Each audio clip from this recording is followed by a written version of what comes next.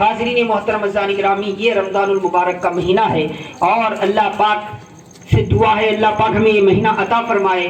پچھلے سال آپ خود دیکھ رہے ہیں کیا حالت ہوئی ہماری، کیا حالت ہوئی۔ زندگی میں کبھی ایسا رمضان ہمارا نہیں آیا تھا اور اللہ سے دعا ہے کہ پھر کبھی نہ آئے۔ ایسا رمضان، رونقیں عبادت ختم ہو گئی۔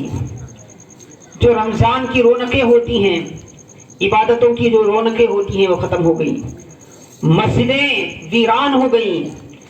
موت کا ایسا اہنکار مچ گیا تھا اور اس ہوا میں بڑی عمر کے بھی چلے گئے، نوجوان بھی چلے گئے، جن کی ابھی ابھی شادی ہوئی تھی وہ بھی چلے گئے، جو ابھی شادی کی دہلیز پہ نہیں پہنچے تھے وہ بھی چلے گئے۔ پتہ نہیں چلا کہ کون کہاں مر رہا ہے، کب مر رہا ہے۔ کسی کے مرنے کی جنازے میں تک ہم شریک نہیں ہو سکے، جا کر کیا ہے آخری صورت نہیں دے سکے۔ کیا ایک ایسا بھیانک دور گزر گیا۔ اس کے بعد پھر اللہ پاک نے ہمیں صحت عطا فرمائی، اس وبا سے ہمیں بچایا، اس خطرناک ماحول سے ہمیں بچایا۔ پھر اللہ پاک نے ہمیں رزق دیا، پھر اللہ پاک نے ہمیں صحت عطا فرمائی، ہماری عمر میں اللہ نے برکت دی۔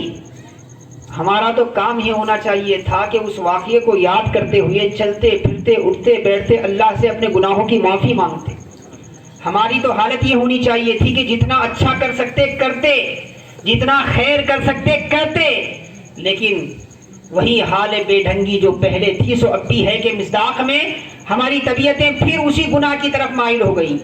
تھوڑا ہم سدھر گئے تھے، جب مسجدیں بند ہو گئی تو شوق زیادہ ہو گیا۔ ہر کوئی چاہتا تھا کہ میں امام کے ساتھ نماز پڑھوں، میں امام کے ساتھ نماز پڑھوں، میں امام کے ساتھ نماز پڑھوں۔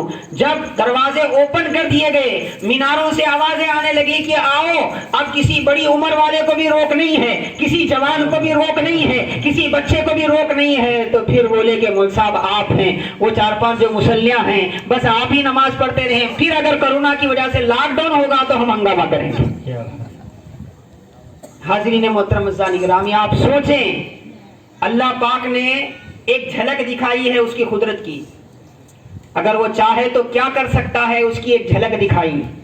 اس کے بعد بھی اگر ہم نہیں سدھرے، اس کے بعد بھی ہم سمجھ رہے ہیں کہ یہ سانسیں جو چل رہی ہیں ہمارے ارادے سے چل رہی ہیں، یہ ہاتھ میں جو اٹھا رہا ہوں اپنی طاقت کی بنا پر اٹھا رہا ہوں، یہ زبان میری جو گویا ہے یہ میری طاقت کی وجہ سے ہے، یہ جو میں بول رہا ہوں میرے ذہن کی قوت کی وجہ سے ہے، یہ میرے دل کی وجہ سے ہے، یہ میرے جسم کی قوت کی وجہ سے ہے، تو اس سے بڑھ کر نادانی نہیں ہے۔ خدا نے سمجھا دیا، خدا نے اپنی طاقت کو دکھا دیا کہ لوگوں تم جو جی رہے ہو تمہاری وجہ سے نہیں ہے، میری قوت کی وجہ سے ہے، میری عنایت کی وجہ سے ہے، میرے کرم کی وجہ سے ہے۔ اگر میں چاہوں تو تمہاری سانسیں ابھی روک سکتا ہوں، اگر میں چاہوں تو تمہارا ہاتھ بیکار کر سکتا ہوں، اگر میں چاہوں تو تمہارا ذہن شل کر سکتا ہوں، اگر میں چاہوں تو تمہاری زبان کی گویائی کو کھینچ سکتا ہوں۔